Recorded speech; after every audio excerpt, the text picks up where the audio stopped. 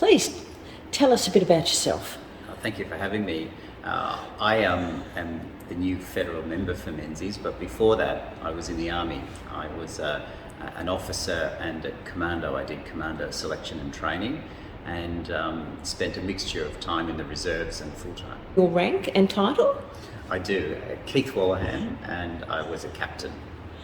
I first joined, I saw a green tent at Orientation Week at Melbourne University in 1996. That was for Melbourne University Regiment. So I started in the reserves, and then it was soon after graduating as an officer that I decided I wanted to try my hand at commando selection. Commando selection. Tell us a bit about what that meant.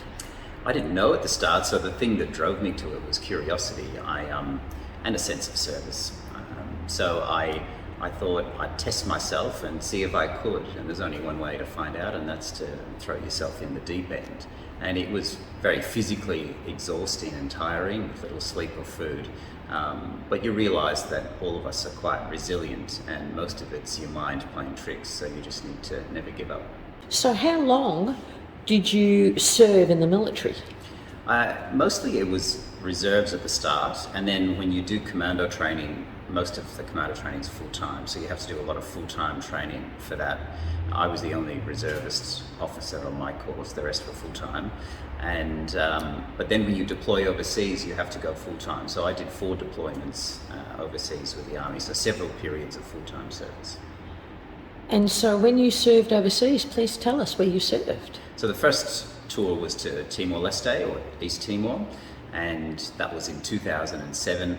It then backed up with several trips to Afghanistan. So I went as an operations officer in 2008. I went as a platoon commander in 2009-10, and that was probably the highlight, my professional highlight. And then again as a staff officer embedded with an American task force in 2014 as the Deputy Chief of Operations. So what was your most difficult memory? The most rewarding and challenging was being a platoon commander, because you're not just responsible for yourself, you're responsible for all of the souls under your command. And I would always think about them and their families, and then if I made a wrong decision, they would pay the price.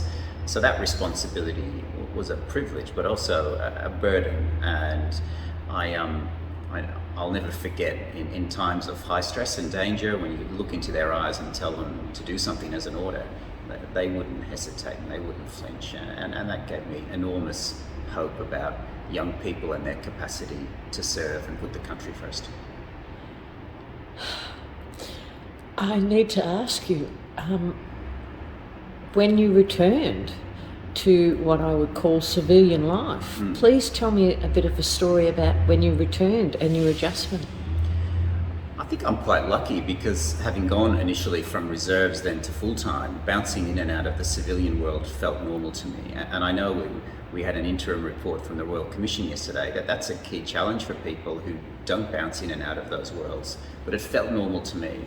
And probably the quickest change I ever saw was after being a platoon commander on my second tour. I arrived in Tullamarine on a Friday, having been in combat in Kandahar 2 days earlier, and started my barrister training on the Monday. So I had to quickly move from one world to another, and it was tiring, but again, our bodies and minds are quite resilient, and that quickly became normal too. So your life now as a federal member of Parliament, the adjustment from a barrister, so how long were you a barrister? A barrister for 12 years, so I still felt like I've only just started as a barrister, but it's they call you a baby barrister for 10 years, so I think I'm still a baby barrister. But that adjustment, it's another form of advocacy. When you're a barrister, you're acting on behalf of someone, whether it's civil or criminal. But when you're a member of Parliament, you're acting on behalf of 150,000 people, 112,000 voters, and whether they voted for you or not, you're their advocate in Parliament, and that's a wonderful privilege and honour. Wow. All right, now we are going to be just doing some sound buttons regarding the voices for the Afghan tour that you did. So if you can just take your mind back to just give me about a minute of what you would like people to know about what it's like being a military person in Afghanistan during the Afghanistan war. Because people are hitting this button here in Doncaster, I'd like to start by talking about someone other than me. One of my friends who was killed in Afghanistan is Greg Sher, and his family migrated from South Africa, like many people did from overseas, and settled here. And he went to Doncaster Secondary College, lived in Templestowe Lower, and you honour him here with a Star of David on the lawn, and I think that's wonderful. But he's a Doncaster boy who fought in Afghanistan, and he paid the ultimate sacrifice, and his name should always be remembered, and I'm glad that this RSL does that. Thank you for that story, that personal story of someone that we do very much honour here. So how long was the war in Afghanistan? And just another minute about your brief view on what the war and the Australian military have done to try and keep the land of the free and people living in freedom, and what the war was about from a military perspective. It's our longest war, running from just after September 11 in 2001 from the initial invasion through to the evacuation from Kabul 20 years later. Throughout that time, I don't think any Australian would have thought we would be there that long. I certainly never imagined I would do 3 tours of Afghanistan, and the mission evolved. I think there were a lot of things tactically and operationally that we can be proud of as a country. But when you look back at the 20 years, there's some political failures, and that drives me as someone who is now a politician, that the decisions we make have consequences, and we need to bring those experiences to the Parliament and to the executive if ever we're in that position again. Well, thank you for so many stories. On a personal note, can we just know a little bit about you? Sure. So please tell us about Keith Wolahan. Well, I wasn't born here. I was born in Dublin in Ireland, and I came here when I was 10 with my brothers and parents.